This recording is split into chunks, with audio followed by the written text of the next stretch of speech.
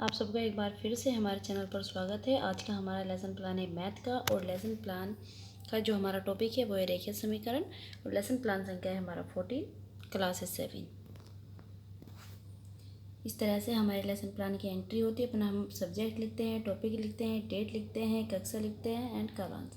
इसके बाद आता है हमारा सामान्य उद्देश्य। सामान्य उद्देश्य यहाँ पर मैंने 4 लिए हैं, जो कि हर एक लेसन प्लान में मेरे सेम ही है।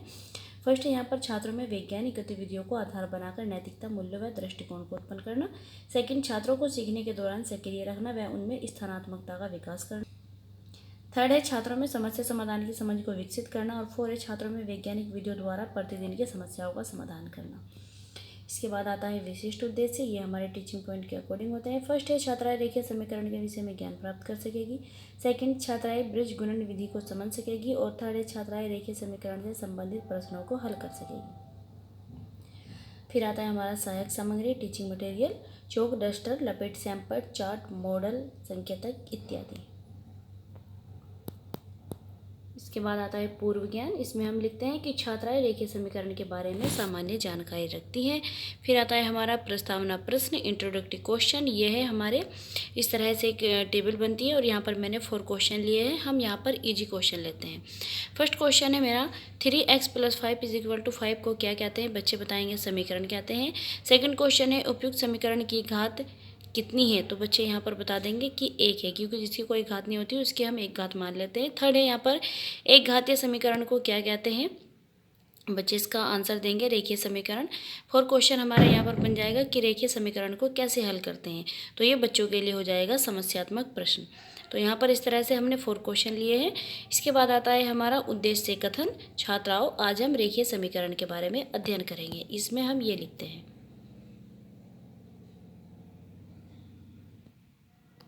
अब आगे देखते हैं।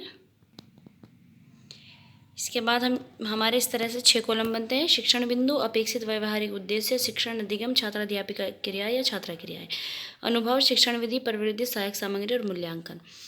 ठीक है, तो यहाँ पर हमारा फर्स्ट में हमारा मतलब क्या है? रेखीय समीकरण। तो हम सबसे पहले रेखीय समीकरण के बारे में बताएंगे। सेकंड कॉलम में हम लिखेंगे छात्राएं रेखीय समीकरण के विषय में ज्ञान प्राप्त कर सकेगी। इसके बाद आता है हमारा विकासात्मक प्रश्न। सबसे पहले मतलब रेखीय समीकरण के बारे में बताने से पहले हमने यहाँ पर एक विकासात्मक प्रश्न लिया है। प्रश्न है हमारा x - 5 = 7 में कितनी चर राशि है? तो बच्चे इसका आंसर बताएंगे 1। सेकंड क्वेश्चन है रेखीय समीकरण किसे कहते हैं? ये बच्चों के लिए समस्यात्मक प्रश्न हो जाएगा। अब हम यहाँ पर लिखेंगे रेखीय समीकरण के बारे में। सबसे पहले लिखते हैं हम छात्राध्यापिका कथन। अब इसमें लिखेंगे हम रेखीय समीकरण के बारे में। रेखीय समीकरण एक ऐसा समीकरण होता है जिसमें चर की अधिकतम घात 1 होती है। इन समीकरणों को रेखीय समीकरण कहते हैं क्योंकि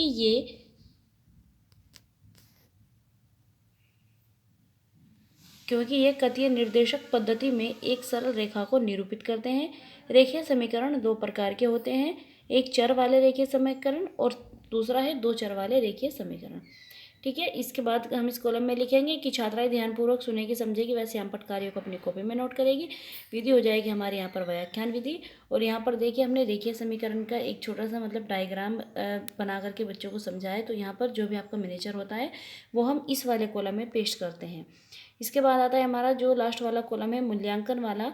जब हमारा जैसे कि ये फर्स्ट टीचिंग पॉइंट है हमारा रेखीय समीकरण, ये वाला टीचिंग पॉइंट हमारा कंप्लीट होता है, तो मूल्यांकन वाले कॉलम में फिर हम एक क्वेश्चन लिखते हैं जो कि हम बच्चों से पूछ लेते हैं। तो यहाँ पर मैंने लिखा है कि रेखीय समीकरण किसे कहते हैं। अब हम बच्चों को रेखीय समीकरण के बारे में पढ़ा चुके, तो वो इसके बारे में बता देंगे। सेकेंड टीचिंग पॉइंट है हमारा ब्रज गुणन विधि। सेकंड कॉलम में हम लिखते हैं कि छात्राएं ब्रज गुणन विधि के विषय में ज्ञान प्राप्त कर सकेगी। इसके बाद आता है विकासात्मक प्रश्न। प्रश्न हमने यहाँ पर लिया है 3x + 1 / 2x = 1 को हल कीजिए। तो यहाँ पर देखिए ये एक छोटा सा क्वेश्चन है, बच्चे इस तरह से हल करके दिखा देंगे। आप यहाँ पर दूसरा क्वेश्चन भी ले सकते हैं अपनी इच्छा अनुसार। अब हम आगे देखते हैं। अब यहाँ पर देखिए ब्रज गुणन विधि से ax + b / x + d = k, सो नीचे cx + d है = k। तो ये बच्चों के लिए हो जाएगा समस्यात्मक प्रश्न। अब देखिए हम आगे इसको करते हैं कि जहाँ cx + d is equal to zero, यानी कि जीरो नहीं हो सकता, प्रकार के समीकरण को हल करना है। तो यहाँ पर देखिए हमने ये वाला क्वेश्चन पूरा सोल्व करके दिखाया हुआ है। तो इस तरह से ये क्या है, हमने ब्रजगुणन विधि, यानी कि ब्रजगुणन विधि क्या होती है, हम इस ब्रजगुणन विधि से किस तरह से क्वेश्चन को सोल्व करते हैं, ये हमने यहाँ पर दिखाया हुआ है। सेकंड कॉलम में हम लिखेंगे कि छात्रा ध्यानपूर्वक सुनेगी, समझेगी व श्यामपट्ट कार्यों को अपनी कॉपी में नोट करेगी। विधि हो जाएगी हमारी व्याख्यान विधि। फिर यहाँ पर भी ये हमारा सेकंड टीचिंग पॉइंट कंप्लीट होता है। तो यहाँ पर हम मूल्यांकन वाले कॉलम में एक क्वेश्चन लिखेंगे। यहाँ पर देखिए मैंने एक क्वेश्चन लिखा है कि समीकरण x/3 + 5/2 इज इक्वल टू 3/2 को हल कीजिए। तो यहाँ पर इस तरह से फिर हम एक क्वेश्चन पूछते हैं। इसके बाद आता है हमारा आदर्श प्रश्न। आदर्श प्रश्न में हम बच्चों को 2 क्वेश्चन करके दिखाते हैं। सेकंड कॉलम में हम लिखेंगे कि छात्राएं रेखीय समीकरण से संबंधित प्रश्नों को हल कर सकेगी। फिर यहाँ पर देखिए मैंने क्वेश्चन लिया है 3x - 5 is equal to x + 3 को हल कीजिए। तो यहाँ पर ये मैंने सोल्व करके दिखाया हुआ, देखिए 3x - 5 is equal to x + 3। तो ये हमारा 3x रहेगा, माइनस हमारा इधर फाइव हमारा इधर माइनस में, तो इधर जा करके प्लस में हो जाएगा। तो ये यहाँ पर क्या बचेगा, 3x is equal to x + 3 + 5।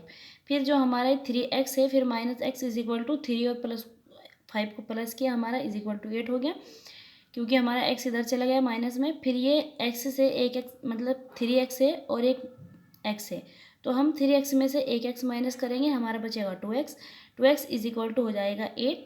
इसके बाद जो हमारा 2 है ये मल्टीप्लाई में है, तो जो संख्या हमारी इधर मल्टीप्लाई में होती है वो इज इक्वल टू के दूसरी साइड जा करके अपॉन में चल जाती है। तो x इज इक्वल टू 8/2, तो x हमारा क्या आया 4। यहाँ पर ये हमारा फर्स्ट क्वेश्चन सोल्व हो गया। इस कॉलम में हम लिखेंगे कि छात्राएं सुनेगी, समझेगी व श्यामपट्ट कार्य को अपनी कॉपी में नोट करेगी। विधि हो जाएगी हमारी निगमन विधि।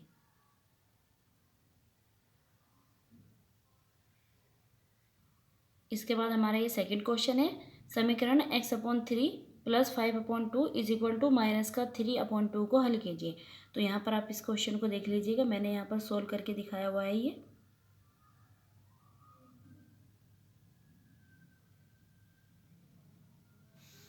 इसके बाद आता है हमारा अभ्यास प्रश्न। फिर यहाँ पर हम बच्चों को 2 क्वेश्चन उनको करने के लिए देते हैं। सेकंड कॉलम में हमने लिखा है छात्राएं रेखीय समीकरण से संबंधित प्रश्नों को स्वयं हल कर सकेगी। और फर्स्ट क्वेश्चन है हमारा कि समीकरण 2x - 3 is equal to x + 1 को हल कीजिए। सेकंड है समीकरण 2 ब्रैकेट में x - 1 is equal to 10 - x को हल कीजिए। सेकंड कॉलम में हम लिखते हैं कि छात्राएं प्रश्नों को अपनी उत्तर पुस्तिका में नोट करेगी। और यहाँ पर लिखेंगे हम फिफ्थ कॉलम में अभ्यास कार्य। तो इस तरह से ये हमारा यहाँ तक के लेसन प्लान हो चुका है। अब आगे देखते हैं। इसके बाद आते हैं हमारे पुनरावृत्ति प्रश्न। फर्स्ट क्वेश्चन है हमारा समीकरण 3x + 12 इज इक्वल टू 24 को हल करो। सेकंड है समीकरण 5y + 2 is equal to 3y + 8 को हल कीजिए। थर्ड है समीकरण x/3 - 7 इज इक्वल टू 4 को हल कीजिए। इसके बाद आता है हमारा श्यामपट्ट कार्य। ये देखिए ब्लैक बोर्ड वर्क आप इस तरह से करके दिखा सकते हैं। सबसे पहले ब्लैक बोर्ड वर्क मतलब जब हम ब्लैक बोर्ड वर्क करते हैं उस पर भी इसी तरह से एंट्री होगी, अपना सब्जेक्ट लिखेंगे, टॉपिक लिखेंगे, क्लास लिखेंगे, डेट लिखेंगे, कालांश लिखेंगे। फिर यहाँ पर देखिए समीकरण के बारे में देखिए मैंने 2 लाइन लिख करके दिखाई उसकी डेफिनेशन के बारे में। फिर देखिए समीकरण के 2 टाइप्स होते हैं उसके बारे में लिख दिया और यहाँ पर एक डायग्राम भी बना करके दिखा दिया। इस तरह से आप अपना ब्लैक बोर्ड वर्क करके पेस्ट कर सकते हैं। इसके बाद आता है हमारा गृह कार्य। गृह कार्य मैंने यहाँ पर 3 क्वेश्चन लिए हैं। फर्स्ट है कि समीकरण 3x - 5 इज इक्वल टू 2 को हल कीजिए। सेकेंड है समीकरण x/2 + x/3 is equal to 10 को हल कीजिए। और थर्ड है हमारा समीकरण 5x - 7 is equal to x + 5 को हल कीजिए। तो यहाँ पर ये हमारा लेसन प्लान कंप्लीट होता है। अगर वीडियो कहीं ना कहीं आपके लिए हेल्पफुल रही हो तो प्लीज़ वीडियो को लाइक ज़रूर कीजिएगा और चैनल को सब्सक्राइब कर लीजिएगा और अपने दोस्तों को इसको शेयर भी कीजिएगा ताकि उनकी भी हेल्प हो सके। और प्लीज़ अगर आपको वीडियो पसंद आई हो, कहीं ना कहीं वीडियो से आपको हेल्प हुई हो तो वीडियो को लाइक ज़रूर कीजिएगा।